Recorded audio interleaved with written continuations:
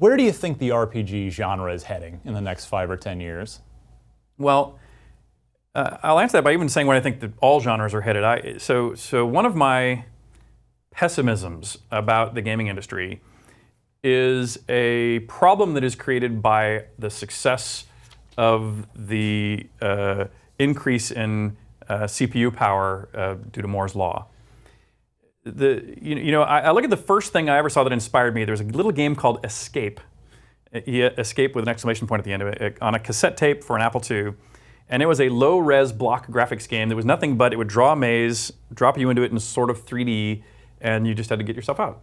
That was it. And that's what inspired Calibeth. But it was sort of also like a first-person shooter in a way, except nothing to shoot. Just walk through until you get out. Well, as technology improved, those graphics get better. The weapon variety gets better. The character classes get better.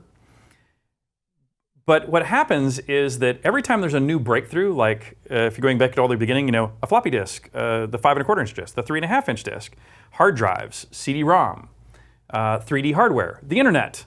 Every time one of those things happens, the very best-selling games that exist during those radical moments of increase of power are simple first-person shooters that have really great bells and whistles that no one has ever seen before in gaming.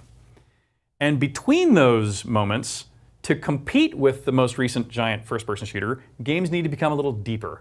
They go like, okay, it's not enough just to run around and shoot in a maze. Now I need portals, or now I need med packs, or now I need a variety of weapons, or now I need character attributes, or now I need conversation.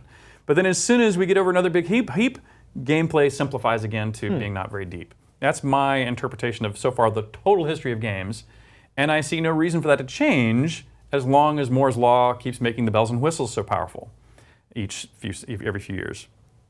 And so I think the majority of best-selling games are going to remain the thinly, light role-playing placed on top of heavy first-person shooter technology.